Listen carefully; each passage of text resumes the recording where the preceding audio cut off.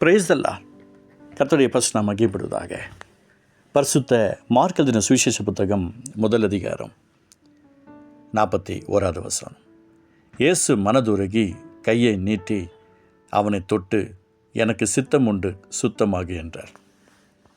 எனக்கு பிரியமானவர்களே, ஆண்டோடைய அன்புக்கிறவங்களை தொட்டு வேலைப்படுத்தட்டும். குஷ்டரோகி ஒருவன் ஏசப்பட்ட வருகிறார். அந்த குஷ்டரோகி ஏசப்பட்ட வந்து ஆண்டவருக்கு முன்பதாக முழங்கால் படியிட்டு, உமக்கு சித்தமானால் என்னை சுத்தமாக்க உம்மால் ஆகும் என்று வேண்டிக் கொள்ளுகிறார்.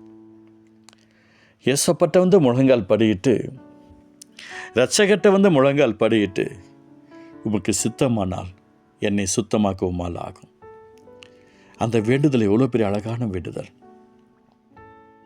ஏசப்பட்ட வந்திருக்கிற என் அன்பு பிள்ளைகளே, இந்த வாரத்தில் நாம் சில சம்பவங்களை நாம் பார்க்க போகிறோம். எவ்வளோ பெரிய ஆஸ்வாதம் பாருங்கள்.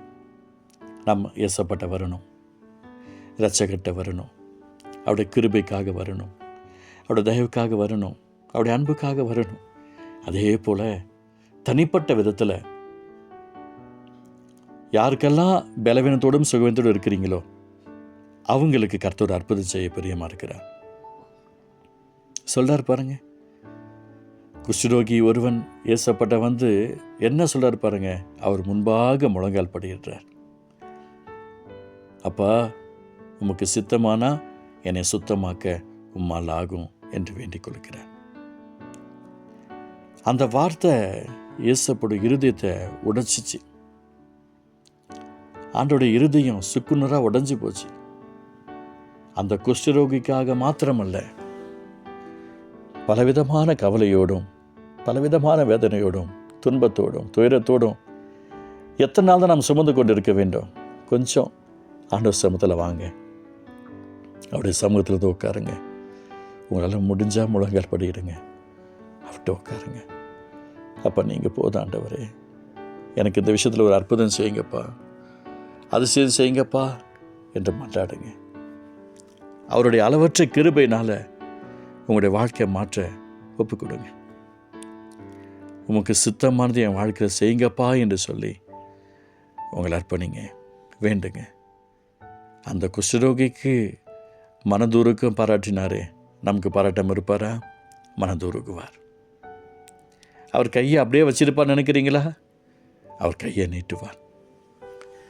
அவருடைய இருதயம் மனதுருக்குகிறது, அவருடைய கை நீட்டுகிறது. அடுத்தது தொடுறாரு பாருங்க.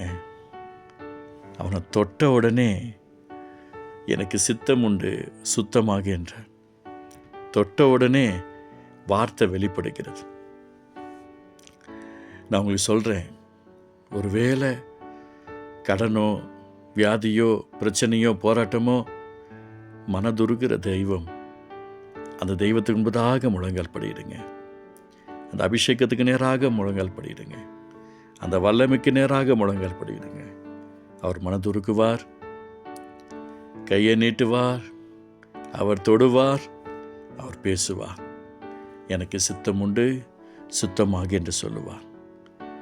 இப்படி அவர் சொன்ன உடனே குஷ்டரோகமான விட்டு நீங்கிட்டு அவன் சுத்தமானன்னு சொல்லி பார்க்கிறோம். உடனே ஒரு அற்புதங்க, உடனே ஒரு அதிசயம், உடனே ஒரு ஆசீர்வாதம். ஏசப்பாட்ட ஓடி வருகிறவர்களுக்கு மட்டும்தான் அந்த ஆசீர்வாதம். ஏசப்பட்ட வரவர்களுக்கு மட்டும்தான் அந்த ஆசீர்வாதம் உடனே நடக்கும். ஊழியர்கள்ட்ட கிடையாது, ஊழியர்கள் போகிற வருகிறதுல கிடையாது. யாரெல்லாம் ஆண்டவரை நம்பி அவருடைய அன்பு பிரசந்த நம்பி ஓடி வருகிறார்களோ அவர்களை தேவன் ஆசீர்வதிப்பார். அப்பா, இந்த வார்த்தை இந்த பிள்ளையுடைய வாழ்க்கையில் மாற்றத்தை உண்டாக்கட்டும். ஆண்டவரே, எனக்கு சித்தம் உண்டு, சுத்தமாக என்று சொல்கிறீங்களே, எனக்கு சித்தம் உண்டு, சுத்தமாகன்னு சொன்னீங்களே, இந்த வார்த்தை உண்டு, இந்த வார்த்தை உண்டு. இந்த பிள்ளையுடைய வாழ்க்கையில் ஒரு மாற்றம் உண்டாகட்டும். கிருபை செய்யும். இயேசு நல்ல பிதாவே, ஆமென்.